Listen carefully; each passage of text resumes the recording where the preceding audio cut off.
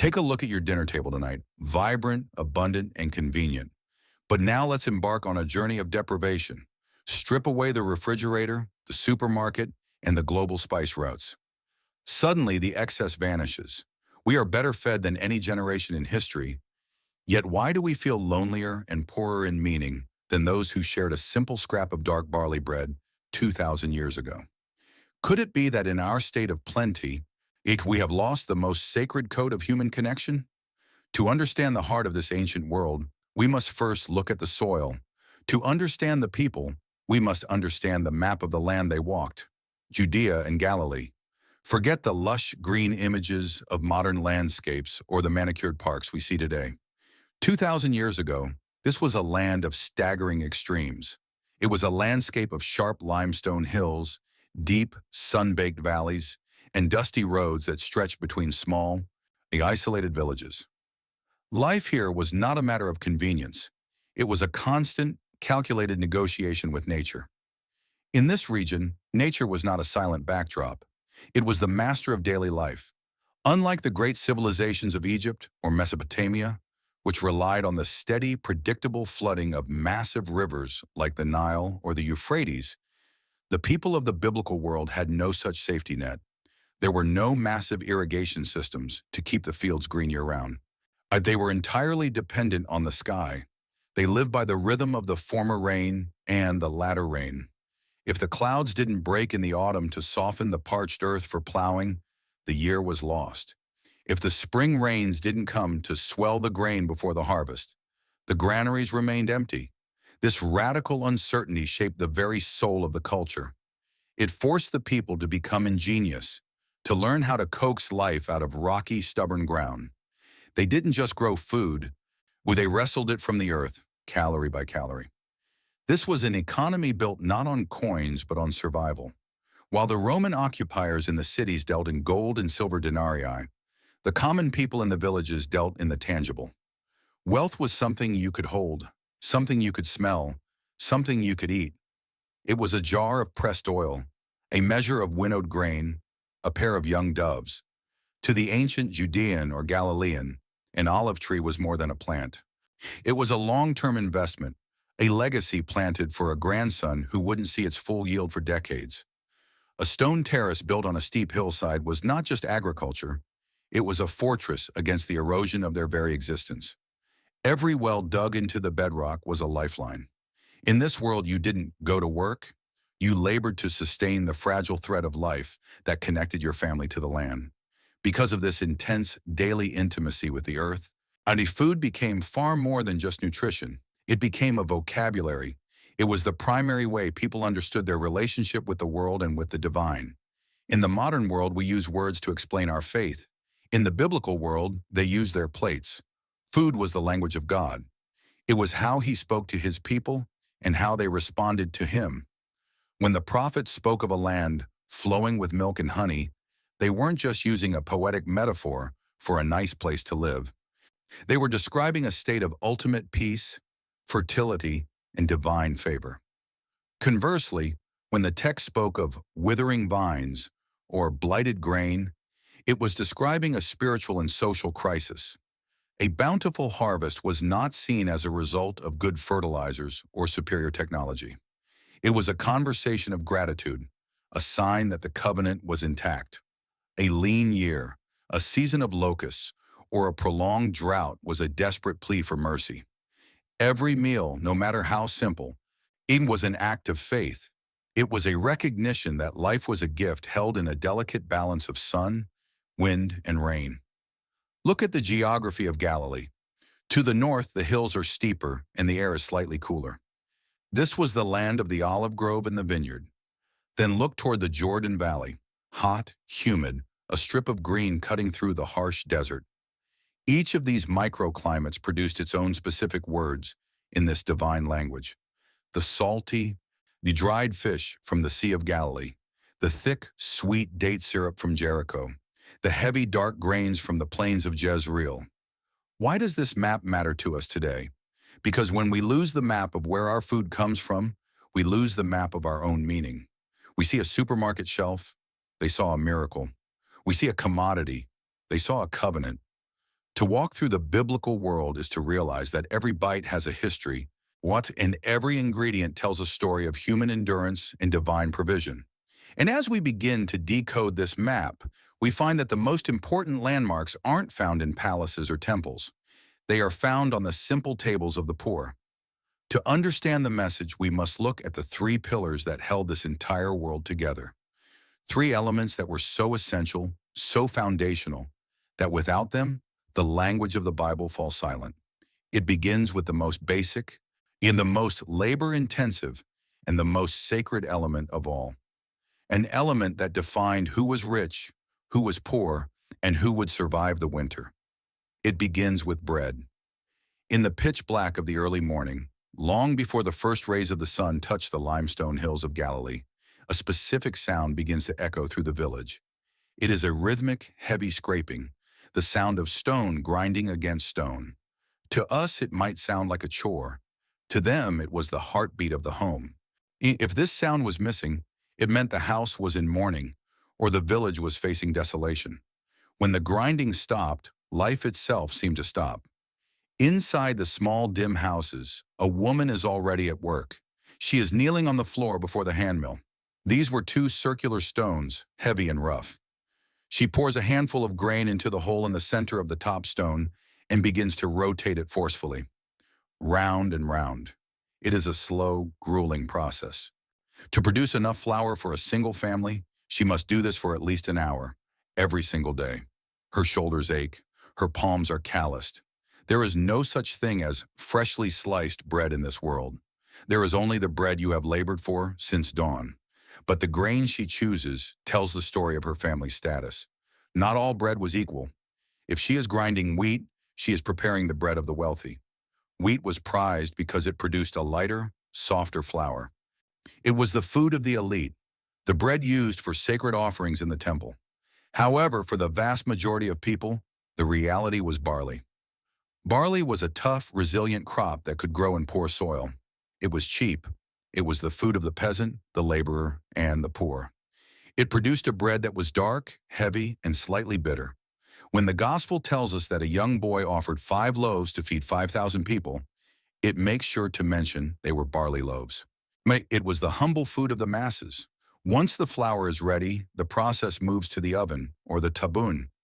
Forget the stainless steel appliances of the modern kitchen. This was a simple cone of clay, often built into a hole in the ground. It was heated not with gas or electricity, but with whatever fuel could be found. In many regions, wood was too precious for a daily fire. Instead, they used dried animal dung mixed with straw.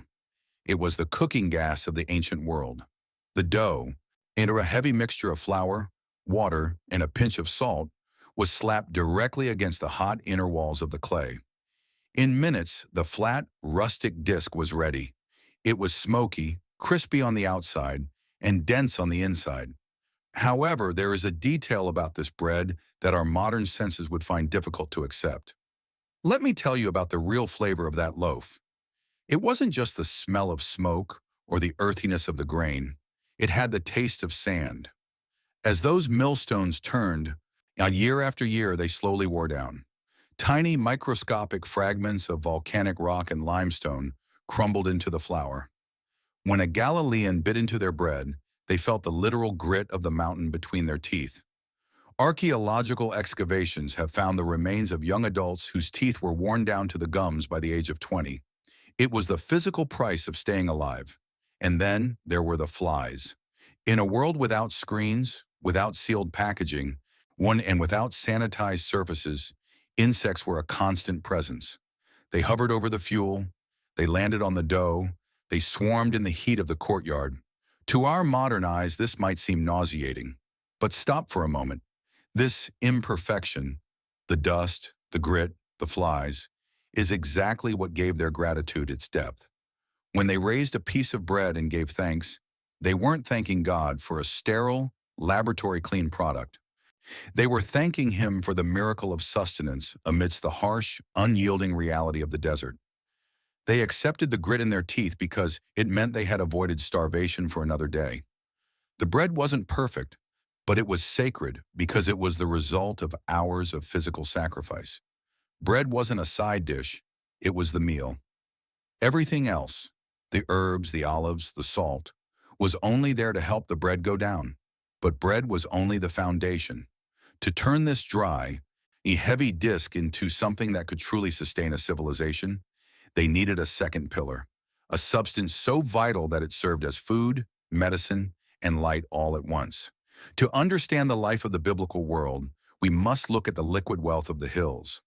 We must look at the olive oil. If bread was the center of the meal, olive oil was what gave life to everything around it. In our modern world, we see olive oil as a healthy choice in a plastic bottle, a simple seasoning for a salad. But in the biblical world, it was much more. It was a multi-tool for survival.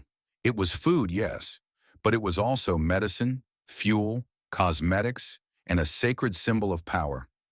Imagine a house after sunset. There are no light switches. The only thing standing between a family and total darkness was a small clay lamp filled with olive oil. When you read about the light of the world, you have to imagine the specific, flickering glow of a linen wick soaking in a pool of oil.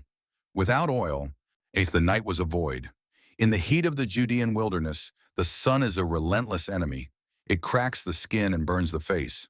Olive oil was the only protection they had. It was their moisturizer, their soap, and their sunblock. When someone was injured, oil was poured into the wound to soothe the inflammation.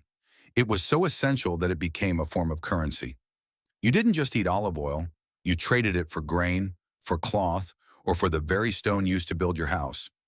To own an olive grove was to own a bank account that grew out of the rocky soil. But the journey from the branch to the jar was one of immense pressure. The olive trees themselves are a testament to this struggle. They are gnarled, twisted, and ancient, with trunks that look like they are groaning under the weight of centuries. To get the oil, you had to crush the fruit. The process took place in the olive press. First, the olives were spread on a stone circular base. A massive, heavy stone wheel was rotated over them, often by a donkey or by several men pushing with all their might. This didn't produce oil yet. It produced a thick, dark, bitter paste of crushed skins and pits. This paste was then scooped into woven fiber baskets and stacked one on top of the other. Then came the pressing. A huge wooden beam, weighted down by massive stones, was lowered onto the stack of baskets. Slowly, under that crushing weight, the liquid began to drip. It was a slow, agonizing process. This gives a heavy physical meaning to one of the most famous locations in history, Gethsemane. In Hebrew, the word is gat shemanim, which literally means the oil press. When Jesus went to the Garden of Gethsemane to pray before his arrest, he wasn't just going to a quiet park. He was going to a place of industrial strength pressure. He was in a place where the air smelled of crushed olives and the ground was stained by the work of the press. See, just as the olive must be crushed to release its oil, the story depicts a man under such immense spiritual and emotional pressure that he is pressed to his very limit. For the original audience, the connection was visceral. They knew that nothing precious, no light, no medicine, no food, came without the weight of the beam. But even in the oil, there was a strict social boundary. Not all oil was for everyone. In the very first drips that came out of the baskets, before the heavy beam was even applied, were the purest. This was the virgin oil. It was clear, golden, and sweet. This oil was reserved for the sacred. It was used to light the golden lampstand in the temple. It was used to anoint the heads of kings and priests. It was the oil of the elite. Subsequent pressing, where the beam was forced down with more weight, produced oil that was cloudier, more acidic, and darker. And this was the oil of the common people. It was used for cooking lentil stews and dipping the heavy barley bread we talked about earlier. And the final pressings produced a thick, sludge-like oil that was barely edible, used primarily for lighting the lamps of the poor or making crude soaps. In this world, you were defined by the oil you used. It marked your status, your wealth, and your proximity to the divine. It was the liquid gold of the ancient Levant. And whoever controlled the olive trees controlled the power of the land. So when a text says, "You anoint my head with oil," it wasn't just a poetic gesture. It was an act of extreme hospitality and honor. It was like giving a guest the finest luxury item in the house. It was a sign that you were no longer a stranger, but someone of high value at the table. But as vital as oil was for the body and the economy, there was a third element, a liquid that carried the weight of celebration, were the danger of survival and the mystery of the future. We must talk about the wine. Along with bread and olive oil, there was a third element that completed the foundation of the ancient world, a liquid that stood at the intersection of celebration and survival. In our modern context, we often view this drink through the lens of luxury or perhaps through a moral debate. But to understand the biblical table, we must look at it through the lens of the desert. We must talk about the wine. But before we go further, we have to answer a question that often causes confusion today. Was it really wine or was it just grape juice? To find the answer, we have to look at the climate of the first century. Imagine the heat of a Palestinian summer. There were no refrigerators. There were no pasteurization techniques. In that environment, the sugar-rich juice of a crushed grape begins to ferment naturally within a matter of hours. The wild yeast on the skins starts the process immediately. There was no technology to keep juice fresh or unfermented for more than a day. So yes, the wine of the biblical world was fermented. However, it was not the wine we know today. If you were to taste the wine served at a common Galilean table, you might be surprised. It was almost never drunk straight. In the ancient world, drinking undiluted wine was considered a sign of a barbarian or someone lacking in wisdom. Instead, the wine was mixed with water, usually in a ratio of 1 part wine to 2 or 3 parts water. This wasn't just to make the wine last longer. It was a matter of life and death. The water sources in ancient villages, wells, cisterns, and slow-moving streams, were often stagnant and contaminated. Bacteria and parasites were a constant threat. People knew, even if they didn't understand the science of it, that adding a little wine to the water made it safer to drink. The alcohol acted as a mild disinfectant. Wine, therefore, wasn't just for a party, it was a water purifier. It was the only way to ensure that the water you gave your children wouldn't make them sick. This is why, in ancient texts, wine is frequently recommended not for indulgence, but for the health of the stomach. The journey of the wine began in the vineyard. These were often located on the same rocky terraces as the olive trees. During the autumn harvest, the grapes were brought to the winepress. This wasn't a machine, but a shallow tank carved directly into the limestone bedrock. The grapes were piled high, and the work was done by feet. Men would climb into the press and tread on the fruit, their legs stained deep purple by the end of the day. The juice flowed through a small channel into a lower reservoir, where it was collected and placed into storage. This brings us to one of the most practical, yet misunderstood, the objects of that time, the wineskin. Because glass bottles were rare and expensive, wine was stored in ceramic jars, or, more commonly for travel, in bags made of animal skin. These were usually goat skins, sewn shut and sealed with resin. When Jesus spoke about new wine and old wineskins, he wasn't using an abstract theological riddle. He was describing a common household disaster that everyone in the village had seen. As new wine ferments, it releases gases, it expands. A new wineskin, made from fresh leather, is flexible and elastic. It stretches as the wine breathes. But an old wineskin, one that has been used for years, has become brittle, dry, and rigid. If you pour active, fermenting wine into that old leather, it cannot stretch. The pressure builds until the skin bursts, and both the wine and the container are lost. To the ancient listener, this wasn't just a metaphor. It was a warning about the physics of their daily lives. It was about the danger of trying to force a living, growing reality into a rigid, dying structure. With bread, oil, and wine, the triad was complete.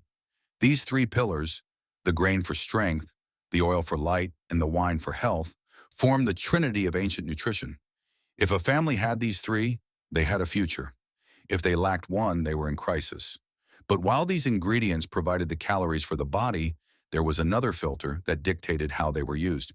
So a set of invisible boundaries that determined what was clean and what was holy. To understand why a person chose one fish over another, or why they would never touch a certain piece of meat, we have to look at the rules that turned a simple meal into a statement of identity. We have to look at the law on the plate. In the ancient world, your plate was your identity. It was an invisible wall that separated one culture from another. For a first-century Jew, eating was not just about satisfying hunger. It was a theological act. It was a daily exercise in obedience. Before a single morsel of food touched the tongue, it had to pass through a spiritual filter. This was the law of Moses. If you open the books of Leviticus and Deuteronomy, you find a detailed list of what is permitted and what is strictly forbidden. These were not suggestions for a healthy lifestyle. They were commandments. To eat was to remember who you were. Land animals had to meet two criteria. They had to have a split hoof and they had to chew the cud. Cows, sheep, and goats were clean. They were the staples of the sacrificial system.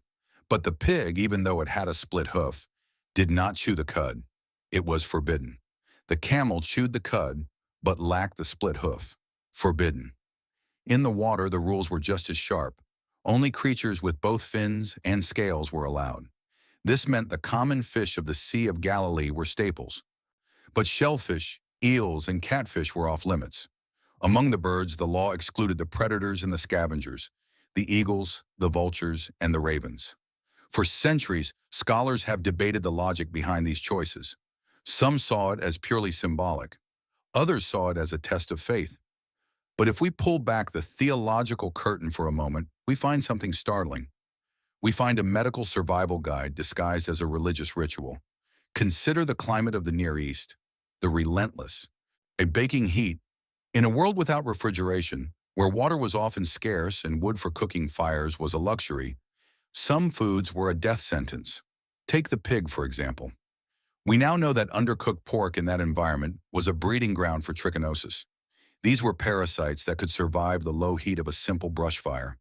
In a world where food was prepared in clay ovens heated by dung, you couldn't always guarantee the meat was cooked through. To eat pork was to risk a slow, agonizing death from a hidden enemy. The same logic applied to the creatures of the water. Shellfish and scavengers are nature's filters. They accumulate toxins from red tides and pathogens from the mud at the bottom of the lake. In a desert environment where the human immune system was already under constant stress from heat and dust, these toxins were lethal. When the law said do not eat, it wasn't just a test of devotion, it was a shield. It was the Creator protecting the very bloodline of a people marching through a wasteland. In this context, the sacred and the safe were the same thing. To keep the body clean was to ensure the survival of the community. But there was a deeper layer. The Hebrew word for holy is kadosh. It literally means separate or set apart. While the neighboring peoples, the Romans, the Greeks, the Canaanites, ate practically anything that moved, the Israelites lived within clear, rigid boundaries. These limits created a cultural barrier. It made it difficult to sit at a table with someone who didn't share your faith. It made it impossible to fully blend in. You couldn't share a meal with a Roman soldier without violating your covenant.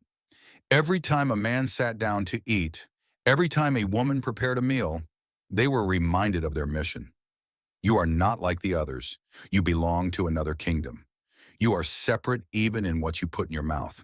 Whilst the dietary laws were a form of daily holiness, a silent sermon preached at every breakfast, every lunch, and every dinner. Each piece of meat, each fish, each meal carried a silent reminder. You are a people apart. But once the rules were established, once the boundaries were drawn, what actually appeared on the plate? If you walked into a common home in Galilee at sunset, what would you see? What were the flavors that sustained the people who changed the course of history? To see the real life of the village, we have to look past the laws and into the pots. We have to look at the humble ingredients of the common man. What did they actually eat? We have seen the rules. We have seen the boundaries.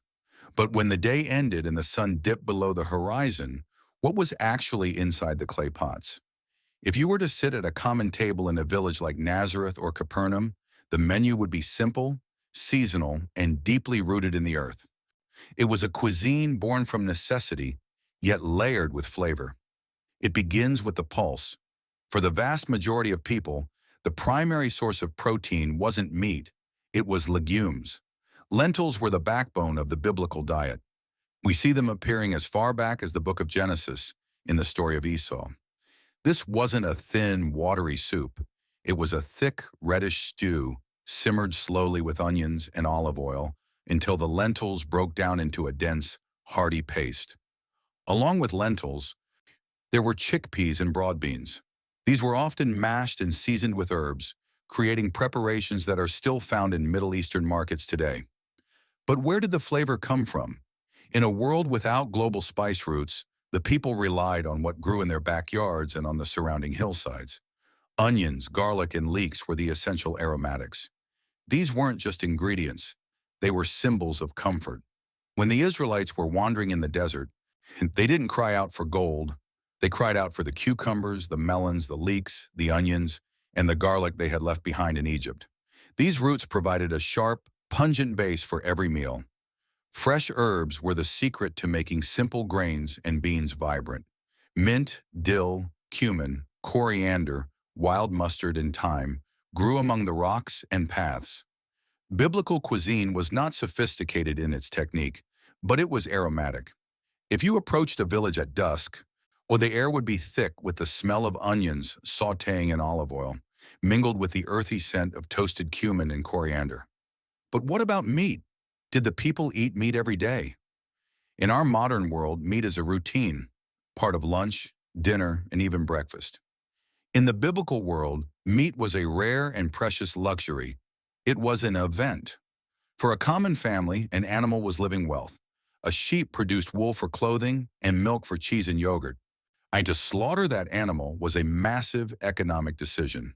It meant sacrificing a continuous source of sustenance for a single meal.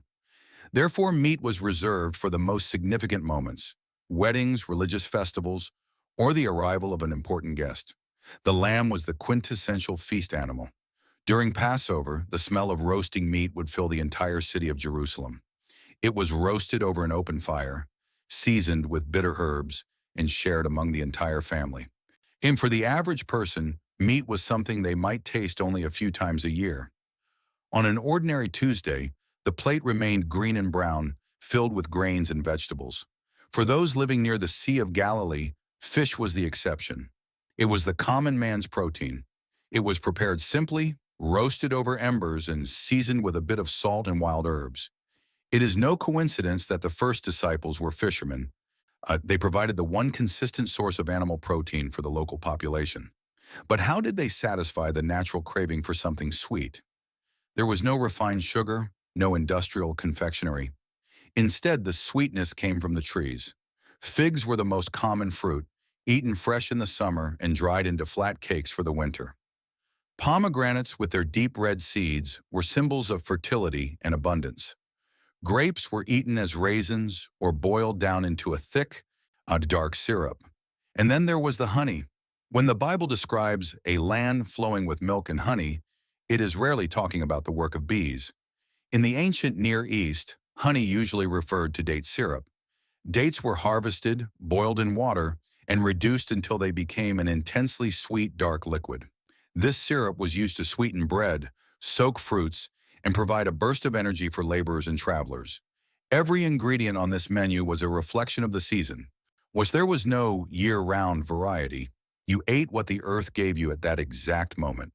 This created a profound sense of gratitude. When you only have figs for a few weeks a year, you cherish every bite. When meat is a rarity, the meal becomes a sacred celebration. But as important as what was on the plate was how the people sat around it. To understand the most famous meals in history, we have to look at the furniture and the protocols of the room. And we have to realize that the images we have in our minds are often completely wrong. We have to look at the architecture of honor. When we imagine the most famous meal in history, the Last Supper, our minds almost instantly go to one place. We see the long wooden table. We see 13 men sitting side by side on high-backed chairs, all facing forward as if posing for a camera. This is the power of Leonardo da Vinci's masterpiece. But if we want to understand what actually happened in that room, and we have to start by forgetting that painting entirely. Historically speaking, almost every physical detail of that image is wrong. In the first century, the architecture of a meal was not built on chairs and long tables. It was built on the floor. To see the reality, you have to look at a structure called the triclinium. Imagine a set of 3 low tables arranged in the shape of a letter U. There are no chairs. Instead, there are cushions or mats spread along the outside of the U. The guests did not sit upright. They reclined. They lay on their left sides, supported by their left elbows, leaving their right hands free to reach for the food in the center. Their feet were stretched out away from the table, toward the walls of the room. This wasn't just a casual choice. It was a symbol of status. In the ancient world, slaves and laborers ate standing up or sitting on the move.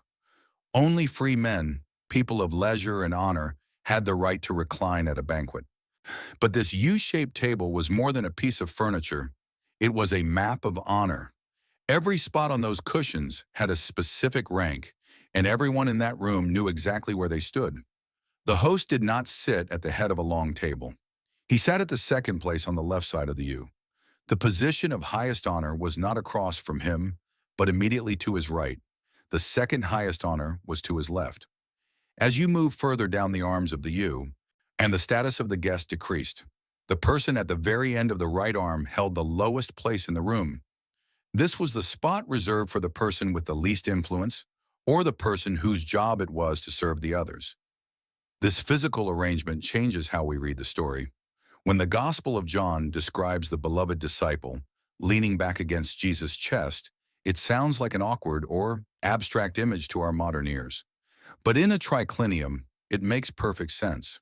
If John was in the place of honor to the right of Jesus, and they were both reclining on their left elbows, John's head would naturally be positioned right in front of Jesus' chest. It wasn't a formal pose.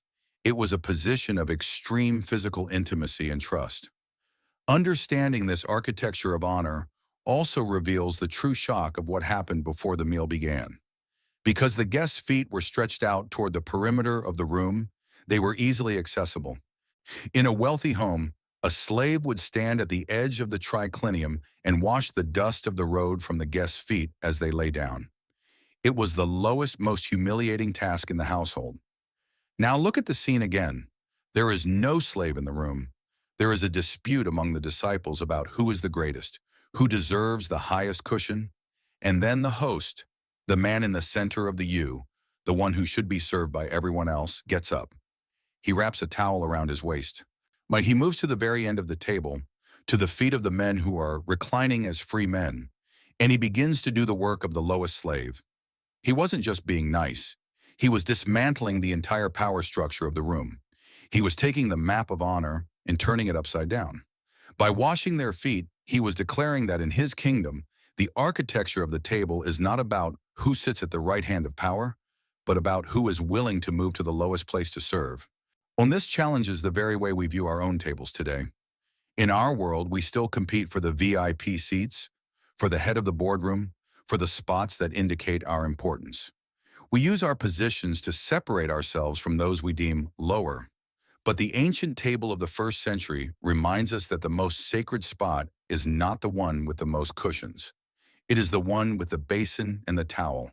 But even more than the seating, there was a secret language hidden in the food itself. Every cup of wine, every piece of broken bread was a carefully placed clue in a larger ritual. To see the full picture, we have to look at the specific menu of that night. We have to look at the Seder. The meal you know as the Last Supper was not a casual gathering of friends. It was a Seder. In the Jewish tradition, the Seder is a carefully choreographed memory. It is theology in the form of food. Every flavor on that low table was a line of history. Every gesture was a word of prophecy. To understand the weight of what happened that night, we have to look past the faces and into the bowls. The Passover meal was designed to recount the Exodus, the journey from slavery in Egypt to freedom in the desert. On the table, there were obligatory elements. There was the lamb, roasted over an open fire. No bones could be broken. It represented the sacrifice of the night the people fled. There was the azima, the unleavened bread. It was thin, flat, and hard. It was the bread of haste, a reminder that when liberation comes, there is no time for the dough to rise. Then there were the bitter herbs. These were pungent, sharp greens that made the eyes water. They were meant to represent the bitterness of slavery, but the ritual required these herbs to be dipped into a sweet, thick paste called charosé. This mixture, made of crushed fruits, nuts, and wine, had a specific texture. It looked like clay. It was a physical reminder of the mortar the Hebrew slaves used to build the cities of their oppressors. In this one bite, you tasted both the suffering and the hope of the escape. But the most precise part of the code lay in the wine. Throughout the dinner, 4 specific cups of wine were served. Each cup was linked to a promise God made in the book of Exodus. The first cup was the promise, I will bring you out. The second, I will deliver you. The fourth, I will take you as my people. But it is the third cup that changes everything. This was the cup of redemption. It was served after the meal had been eaten, at the moment when the people remembered how they were bought back from the hand of the enemy. At this exact point in the ritual, Jesus took the third cup. He didn't just drink it, he gave it a new name. He said, this cup is the new covenant in my blood. For the men in that room, this was a shock to the system. He was taking a ritual they had practiced since childhood and recentering it on himself. He was claiming that the ultimate redemption was no longer about a past escape from Egypt, but about a present sacrifice happening right there at the table. And then there was the dish in the center. In the first century, there were no individual plates. Everyone ate from a common container. And you took a piece of bread, folded it into a makeshift spoon, and dipped it into the stews or the pastes. This was the ultimate sign of trust. In that culture, to share a dish with someone was to declare a bond of peace. It was a physical way of saying, your life and my life are now one. This is why the betrayal of Judas is so visceral. When Jesus said, the one who dips his hand into the bowl with me will betray me, he wasn't just identifying a person. When he was describing a profound violation of the most sacred law of the table, Judas was reclining close enough to touch him. He was using his hand to take food from the same bowl as the man he was about to sell. To the ancient mind, there was no act more shameful. It was the ultimate breach of hospitality. But there is one more detail in this code that is often missed. The ritual of the Seder usually ends with the fourth cup, the cup of completion, the cup that says, I will take you as my people. But the text says that after the third cup, they sang a hymn and went out to the Mount of Olives. Jesus did not drink the fourth cup. He left the meal incomplete. He told his disciples he would not drink of the fruit of the vine again until he drank it new in the kingdom of God. It was a signal that the work of liberation was not yet finished. The table was pointing towards something else, a future banquet where the promises of the cups would be fully realized. The Last Supper was a bridge. It took the ancient memory of the Exodus and turned it into a map for the future. It showed that the most revolutionary act a person can perform is to break bread, share a cup, and invite even the betrayer to the table. But before the bread could be broken, someone had to labor for it. Before the wine could be poured, someone had to tread the grapes. To see the true heart of this story, we have to look away from the men at the table and toward the figures in the shadows. We have to look at the work of the kitchen. But who made this meal possible? Behind every reclining guest and every sacred ritual, there was a reality that remained in the shadows. To understand the table, we must look at the kitchen. And in the biblical world, the kitchen was the domain of the unnamed. It was the world of women. While the men debated the law or negotiated trade in the village gates, the women were engaged in a different kind of mission, a mission of pure, unrelenting physical endurance. Today we speak of preparing a meal as something that takes 30 minutes or a few clicks on an app. 2,000 years ago, food preparation was not a task. It was a full-time occupation. It was a race against the sun that began long before dawn.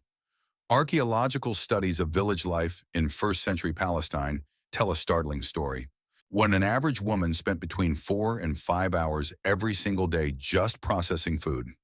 This didn't include washing clothes at the stream, tending to children, or collecting fuel. This was just the work of the calories. It began at the well. Imagine the weight of a ceramic jar filled with 20 liters of water, balanced on the head or the shoulder. This was the first labor of the day. Without this water, there was no bread, no stew, no life. And then came the sound we have heard before, the millstones. Grinding grain into flour was not a rhythmic hobby. It was a repetitive, grueling movement that strained the lower back, the shoulders, and the wrists. Next was the fire. Wood was scarce, So the women worked with what they had.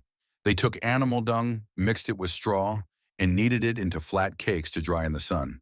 This was the fuel they used to heat the clay ovens. They knelt in the soot and the smoke, their eyes stinging, or their lungs breathing in the fine limestone dust of the courtyard. They kneaded the heavy dough with calloused hands, slapping it against the hot clay walls until their fingers were singed. When we look at the skeletons found in ancient Galilean cemeteries, the history is written in the bone.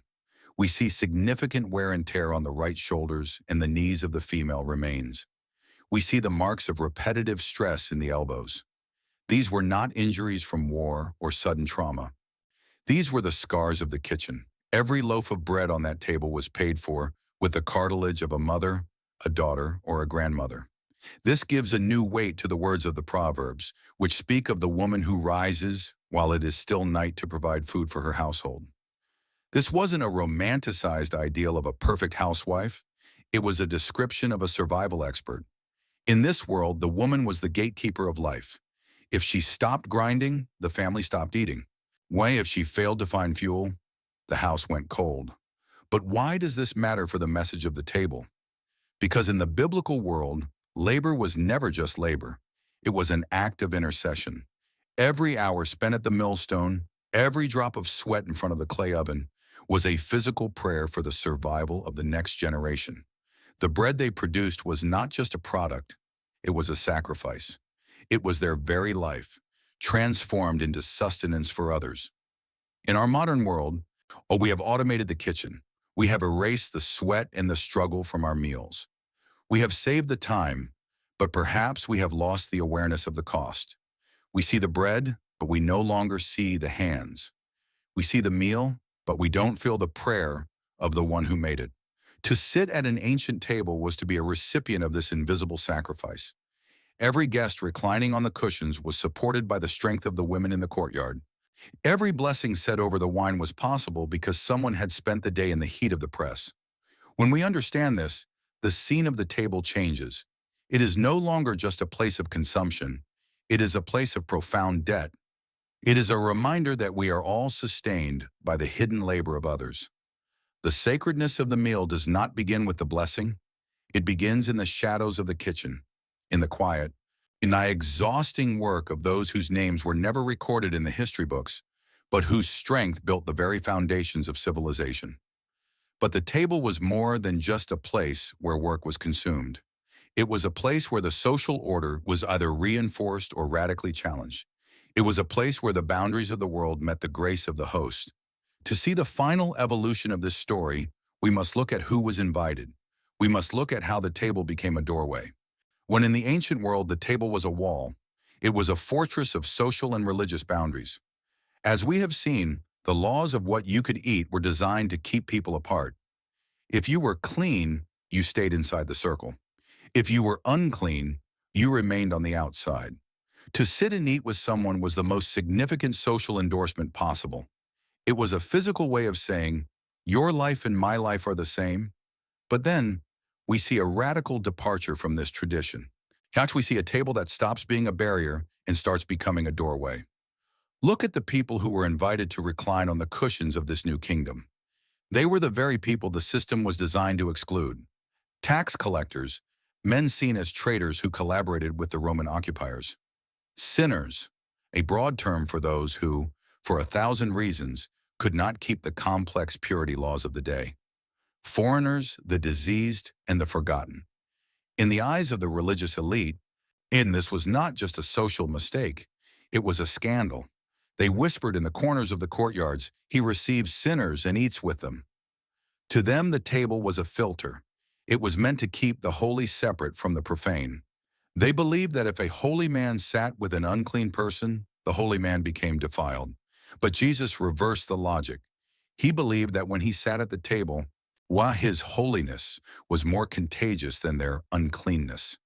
He didn't wait for people to change before he invited them to eat. He used the meal as the catalyst for the change. Think of Zacchaeus, the wealthy tax collector in Jericho. He was a man loathed by his own people. Jesus didn't begin with a sermon or a list of requirements. He simply said, I must stay at your house today. He sat at Zacchaeus' table. He shared his bread. He dipped into his bowl. And the transformation of Zacchaeus' heart didn't happen in a temple. It happened over a shared meal. The table became the doorway through which grace entered a broken life. For Jesus, the act of eating was an act of healing. Every time he broke bread with an outsider, he was mending a tear in the social fabric. He was declaring that in the eyes of the Creator, there is no such thing as a throwaway person. The table was no longer a place to prove your status, but a place to discover your belonging. This was a revolutionary hospitality. It was a table where the only requirement for entry was hunger. Not just hunger for bread, but a hunger for connection. By crossing these lines, he transformed the most common act of daily life into the most powerful tool for reconciliation. But as we look at this ancient doorway, we have to turn the mirror toward ourselves. We have to ask what has happened to our own tables in the 2,000 years that have followed. Have we built more doorways, or have we simply built more walls? To find the answer, we must look at the silence of the modern meal. We must look at the empty chairs. We look back at the past with a sense of pity. We see people reclining on stone floors, eating with their hands and dipping into a communal bowl of lentil stew. But look at our own tables today. We have the finest porcelain. We have padded chairs and climate-controlled rooms. We have food from every corner of the globe delivered to our door in minutes. And yet, we are often eating in the crushing silence of a lonely soul.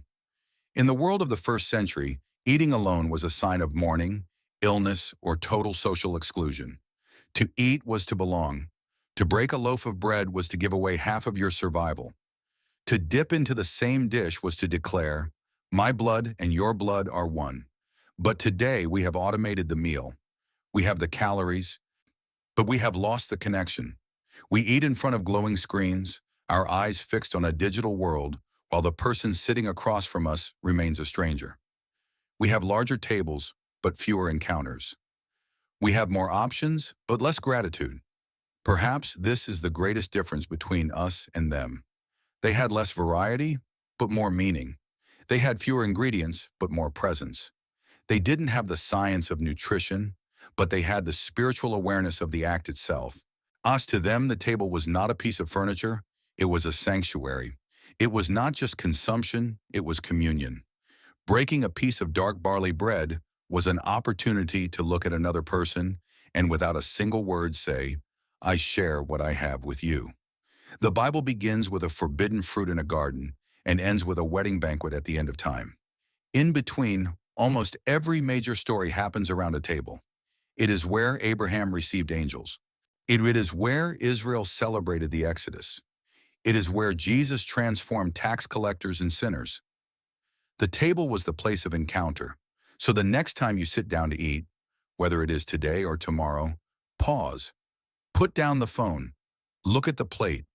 Think of the hands that planted, the backs that bent, and the shoulders that labored to bring that food to your table.